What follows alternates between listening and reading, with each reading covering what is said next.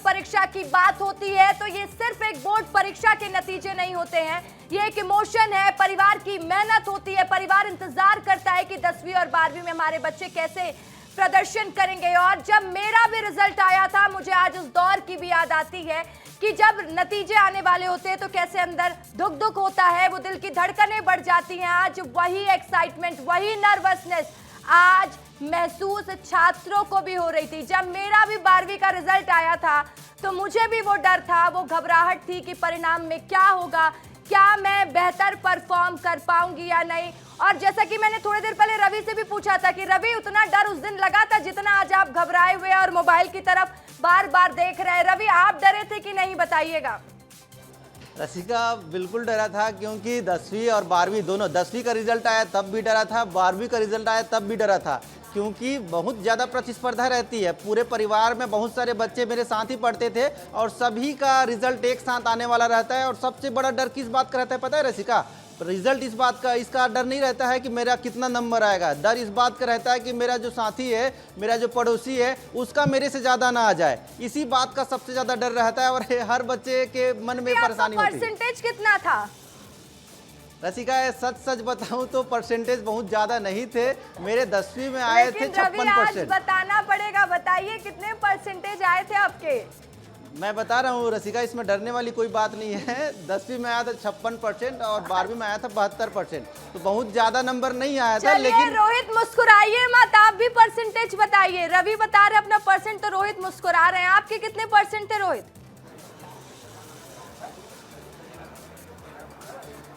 बिल्कुल, देखिए जिस तरह से रवि के परसेंटेज रहे हैं उसी का उल्टा परसेंटेज मेरा भी रहा है। 12वीं में मेरे लगभग 62% आसपास आए थे और 10वीं की अगर बात की जाए तो 10वीं में अच्छे रिजल्ट आए थे, क्योंकि मैंने पढ़ा था। और 12वीं में सच बता रहा हूँ, पूरी ईमानदारी से बता रहा हूँ कि पढ़ाई मैंने बिल्कुल नहीं की थी। गॉसिप्स पे और स्कूल पे एक बड़ी जिम्मेदारी मिल गई थी, वहाँ पर बैच होल्डर बना दिया गया था, एक बड़ी जिम्मेदारी थी, तो मैंने पढ़ाई 12वीं कक्षा में बिल्कुल नहीं की थी, इसलिए 12वीं में कम रिजल्ट आए थे और 10वीं में थोड़ा ज़्यादा अंक आए थे। अंकों को बता दूँ तो लगभग 70। रोहित और रवि ने तो ईमानदारी से बता दिया, सात्विक बहुत ज्यादा खिलखिला रहे हैं और छात्राओं को कह रहे हैं कि विस्तार न्यूज आपके साथ है, आशीर्वाद है, इतने परसेंट लाएंगे। सात्विक, ये बताइए आपके कितने परसेंट आए थे 12वीं में?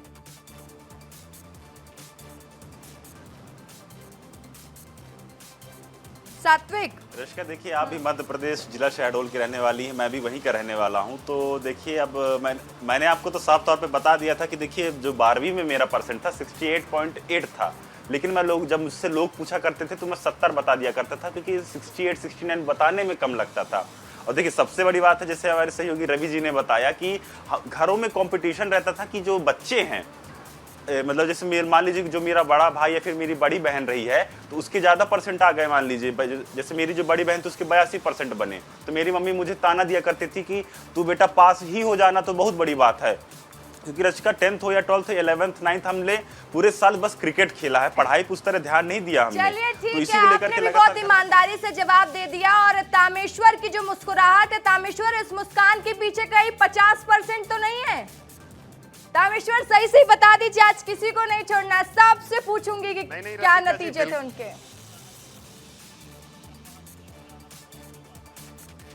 बिल्कुल रसिका जी, ऐसा नहीं है। मेरा 10वीं में जो है 62% था और 12वीं में 72% था, क्योंकि मेरे फादर जो है वो फॉरेस्ट कॉलोनी में रहते थे। जो रिजल्ट देखते थे 10वीं 12वीं का, जब रिजल्ट आता था तो जितने कॉलोनी के हम लोग 10वीं और 12वीं के बच्चे थे या स्टूडेंट थे, वो एक साथ हम लोग चॉइस सेंटर जाते थे, क्योंकि उस समय मोबाइल सबके घरों में नहीं हुआ करता था।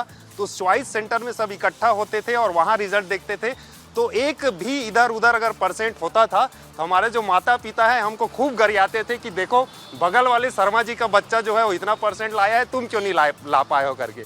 तो ये जब भी रिजल्ट आता था 10वीं 12वीं का, हम लोग का जो है डांट खाने का सिलसिला हर घर में जो है बना रहता था। जी रसिका जी, बिल्कुल। चलिए अब अंबिकापुर भी चलते हैं। दिलीप भैया हंस रहे हैं, क्या है आपका रिजल्ट, क्या था भैया? रसिका, देखिए हमारा जो रिजल्ट था वो तो हम औसत दर्जे के पढ़ने वाले बच्चे थे और सबसे बड़ी बात है हमको पहले से पता था कि हम कोई ज़्यादा नंबर लाने वाले हैं नहीं और नंबर की होड़ में हम लोग दौड़ते भी नहीं थे उस समय।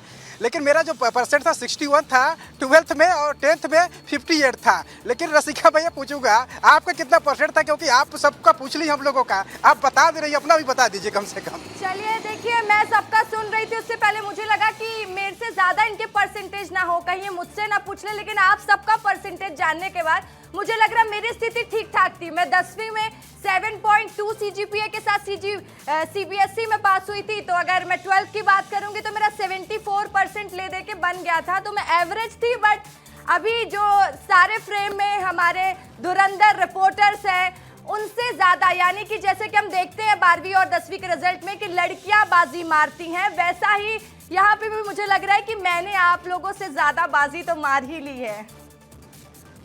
तो चलिए हम रिजल्ट तो जान ही रहे हैं क्योंकि समय थोड़ा ही बचा है। तो जो छात्र विस्तार न्यूज़ इस वक्त लगाए हुए हैं रिजल्ट को जानने के लिए, तो आप टेंशन कम कर दीजिए, इसलिए हम ये बातें कर रहे हैं, अपनी 10वीं 12वीं की कहानियां आपको सुना रहे हैं, क्योंकि हमें भी डर लगा था, कई मन में सवाल थे कि आगे क्या करेंगे।